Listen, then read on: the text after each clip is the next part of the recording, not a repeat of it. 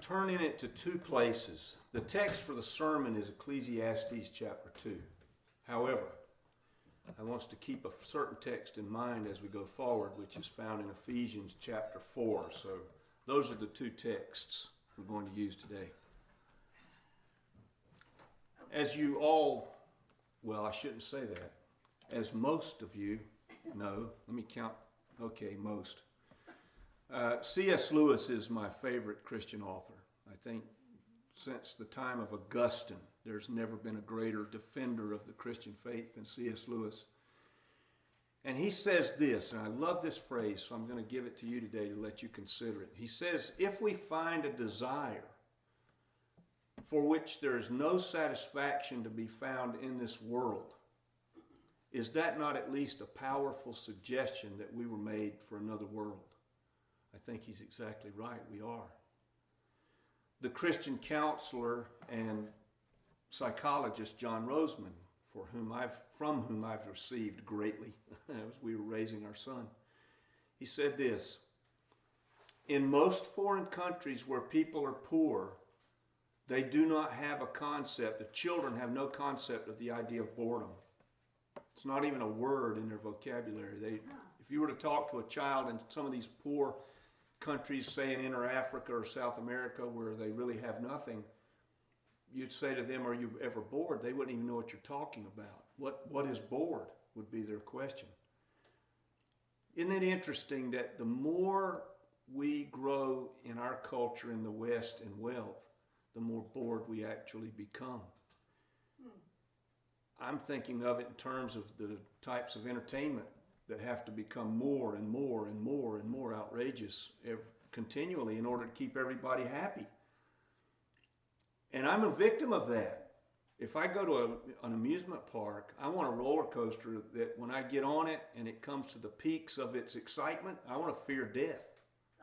I'm not happy unless I fear that I'm not going to survive the roller coaster. So should we expect here in this life to be satisfied fully? Let's ask that question and take a look first at Ephesians chapter 4. I'll begin reading in verse 1.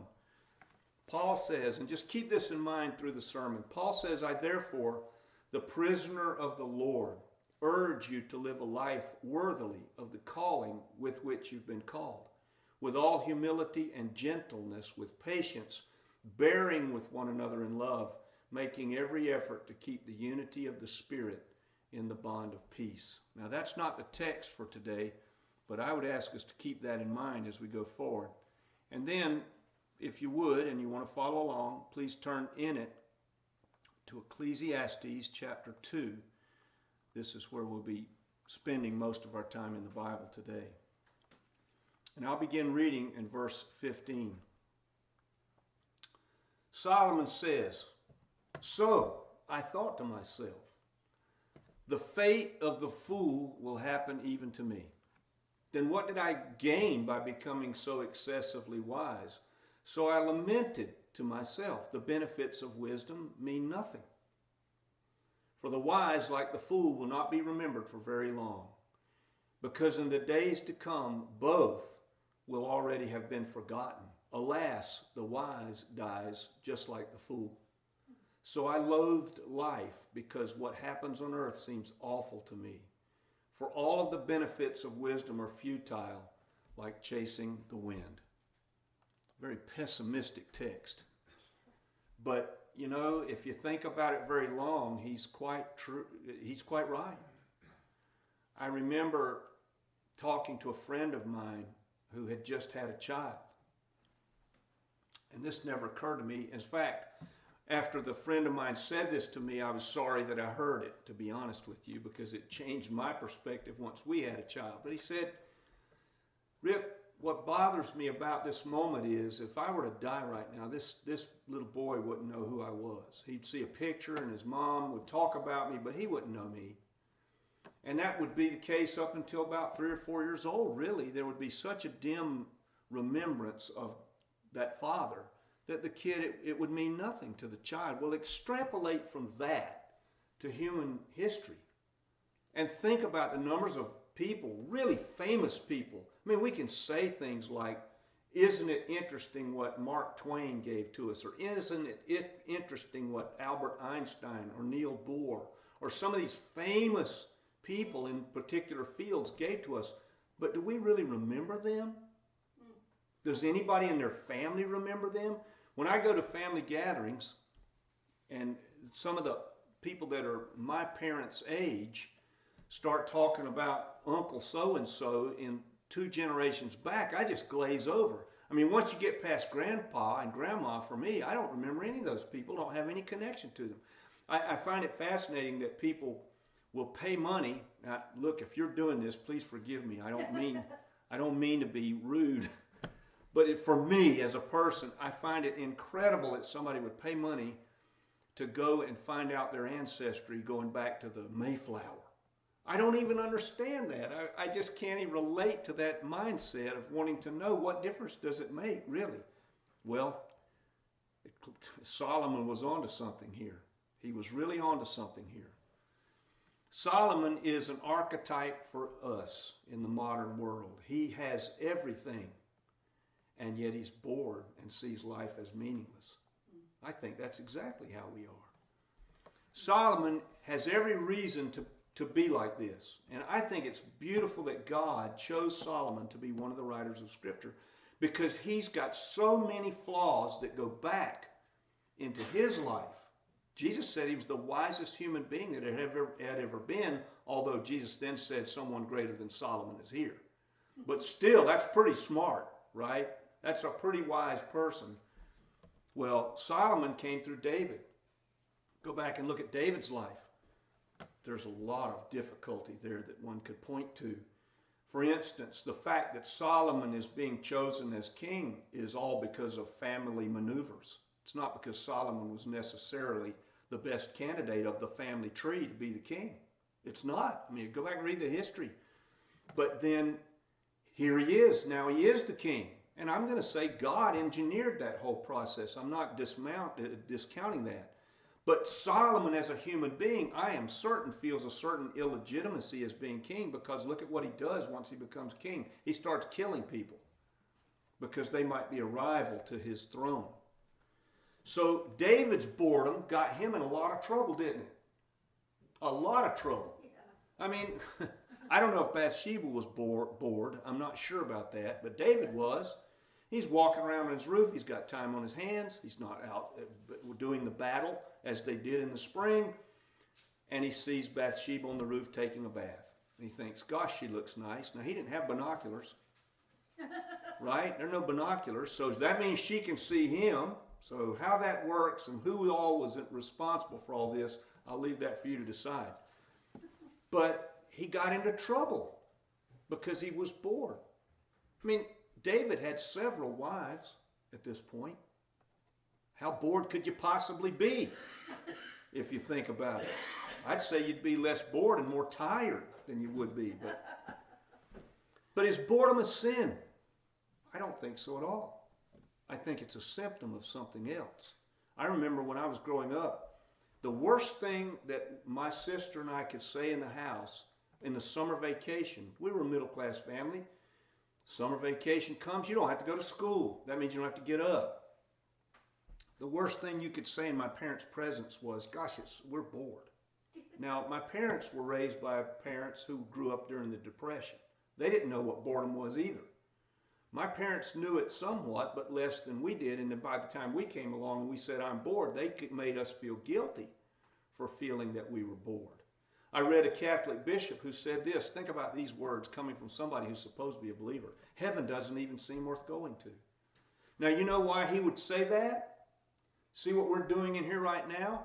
Do you want to do this for eternity? Do you want to have a church service for eternity? Yeah. I don't. I don't at all. I can think of a lot more interesting things that I could be doing than doing a church service, right? Whether I'm out there or up here, there are other things that are really interesting to do. So his perspective must have been that the Catholic church service was just going to be what you did forever in heaven. I can understand his sentiment saying it's not worth going to. I think he was wrong about that. And during the 17th century and 18th century, prior to the French Revolution, think about this for a moment. The aristocracy in France said that boredom was a burden that they had to bear. Now, just think how that would sound if you were one of the peasants out in the countryside barely able to feed your family. These people look at boredom like it's a job, something they've got to bear with. But now all of us are aristocracy in this country. Yeah. Most people in the Western world live as aristocracy would have lived in the 17th and 18th centuries.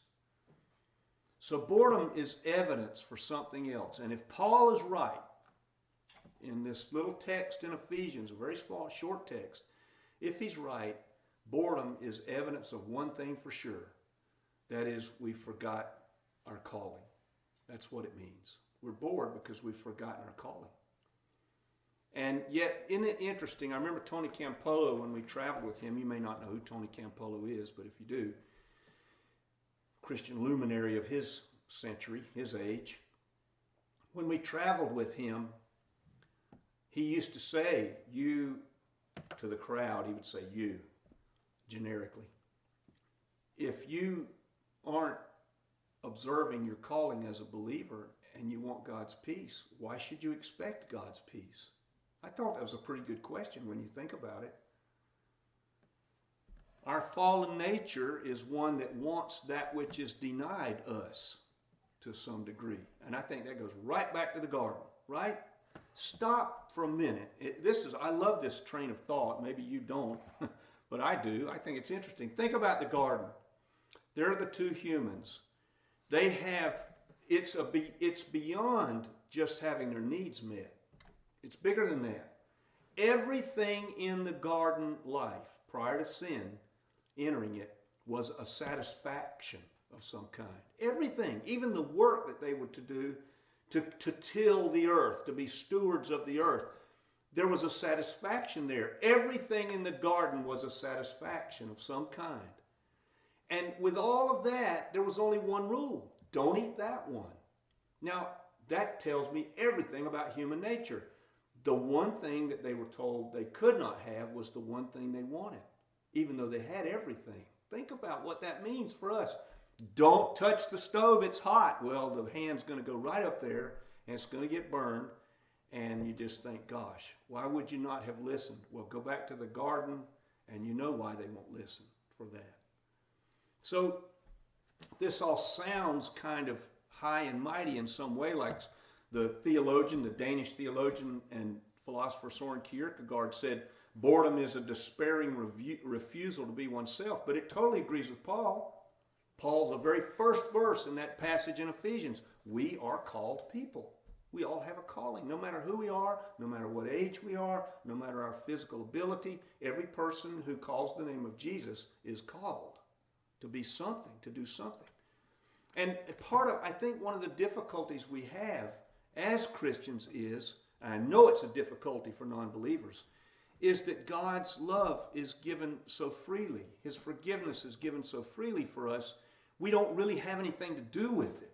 Well, that's a great source of offense when you think about it, because all we can do is come up with our dirty hands and ask for mercy. That's all we have with God. And that sets a certain precedent in our minds as far as how the relationship is going to go. But think about it this way. I don't think this is an accident at all. Well, I would say I know it isn't an accident, that the prodigal is part of Luke's gospel. Because in the story of the prodigal, the good son, who did everything right, so he thought, was offended that the father loved the wayward son so openly and so freely and forgave him so freely. But when we're offended by things like that, don't you think it's that we've just forgotten how much we've benefited from that same forgiveness? I think so. Well, you read Paul's text, and I would encourage everybody, if you want an assignment, to read Ephesians chapter 4 from top to bottom. Because in it you'll see a list of things that Paul says we are not to be. And everything on that list looks to me like a lifetime's work. I don't see anything there that says, well, okay, let me think about anger for just a little while and then that'll do it. I look at that and say, this is my life's work. Yesterday, I'll tell you how much it's my life's work. I used to be a person of a very violent temper. Very violent. If there was some tool that I had that I was using, or if I had a chair that gave me any trouble, it might wind up in the trash can because I would break it. I would find out how far and how well tools could fly. I tore a $150 ladder up one day because it made me mad. Literally. $150. Would you take $150 out of your wallet and just tear it into little pieces and light it on fire? I don't think so. But I would have done that if it made me mad. That's who I was. So anger's yesterday. We have 2 dogs. One of them's a pit bull and one's we don't know what he is. He's a dog. And I sat down to eat. I just prepared a sandwich and something to drink, and I was sitting down, and all of a sudden I realized I'd forgotten a napkin. So I got up and I moved my foot an inch. The dog was right there at my feet waiting for something to be falling from the plate. And the dog jumped up so violently, well, the dog bumped into me. And it was one of those situations where you think, I hope I don't soil my underclothes. It scared me so badly. And I told Becky, because I felt it so strongly. I told Becky, you know, a few years ago, that dog would have been hurt because that made me mad. So it's still there. It's still there. It's a lifelong work, right? Just one thing on that list. Again, read Ephesians chapter 4, top to bottom. If anybody in this room is bored, I'd say as an assignment, take that list and start working on all of it. You won't be bored any longer. We won't be bored at all. I mean, think about it. I heard a theologian say this. I love this statement. I agree with it. He said, there is no sin in reining in one's expression of anger. That's probably true most of the time, right? How could you sin in trying to do a little better? See, boredom is not the mark of a thriving believer ever, I don't think. I just don't see how it could be. And real redemption's going to produce something in us. If you go to Acts 19, you see the magicians. All these magicians, they become born again. And what do? They immediately take all the tools of their arts, their books and everything else, and they burn them. In other words, they're looking at Paul's list in a way and saying, I'm going to pick this one. I'm going to start working on this.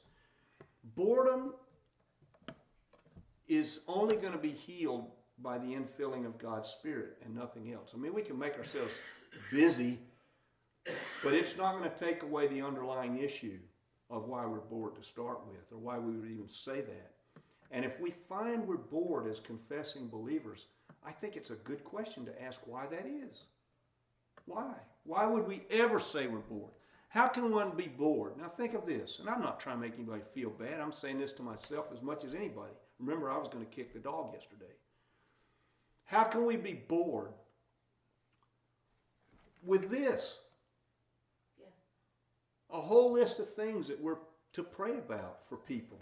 I guarantee you all of us in this room can think of a dozen things. If you sat down on a napkin and just wrote out the things that you and I and family members and things that we could pray about in the world, I mean, I suppose you could spend all of our waking hours, we could spend them praying. No reason to be bored there. Sometimes boredom does overcome us. I think that happens sometimes to us because we're fallen. But think about this for just a minute. There's a difference between, say for instance, an evil thought and a thought of evil. One is just we're here and an evil thought comes into our minds, like me wanting to kill the dog yesterday. But that just comes and goes, right? But I'm not plotting to kill the dog. I'm not thinking of it. That's a thought of evil. That's very different. Well, boredom is like that. It can be. But for some people, boredom is their life. There's a difference in volition. I think about it amusingly myself, and I use the word amusingly very particularly. We pay people to amuse us. Have you ever considered the etymology of the word amusement? That what it means? Okay, well, it's important. Let me help you out. Amusement. Which from Latin and Greek is no or not. What do we do when we muse? If one muses, we think. So amusement is no thinkment. That's what it means. And we pay people to get us into that state of no thinkment. That doesn't look like Paul's list to me at all. The bored, as Kierkegaard said, are bored with themselves. And I think he's right. But for the believer with the Spirit of God living in us, I don't see how that's possible, really, unless something's wrong. I saw a thing in a guidepost or someplace, I can't remember. I see things all the time and they stick in my head. This one stuck in my head. It was a little quip about a guy who goes to a restaurant. He sits down and, you know how tables are in a nice restaurant. They're just kind of placed around. I mean, 6 feet away is another table, a little round table. He looks over there and there's this really pretty woman sitting there by herself. He's sitting by himself. He looks over and he sees the pretty woman.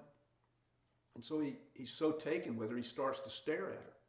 Well, she gets a little uncomfortable because she notices this guy just staring at her. And so finally, she's got enough moxie to look over and say, "Why are you staring at me?" And the man said this to her. He said, "You know, you're so beautiful." He said, "I think I'm coming to love you." Well, the woman, without a twitch, she says, "You know, my sister's even prettier than I am, and she's coming in the room right now." And so the man immediately looked away from the woman he'd fallen in love with, so he thought, and starts looking for the sister. And the sister sits down, and she's not pretty at all. And the man looks at the woman. Now, the sister doesn't know anything about this. The man looks at that first woman that he'd had this exchange with and says, "Why'd you lie to me?" She said, "Without a twitch, because you lied to me. If you really loved me, you'd never look anywhere else." Isn't that how we are with God? Yes. A lot of the time, we look elsewhere. We look elsewhere for a satisfaction. We become bored looking for satisfactions elsewhere. When we can know that there's someone who's beyond all satisfactions, who's just waiting for us to call for his attention. I don't know how we could ever be bored. If I've said anything about which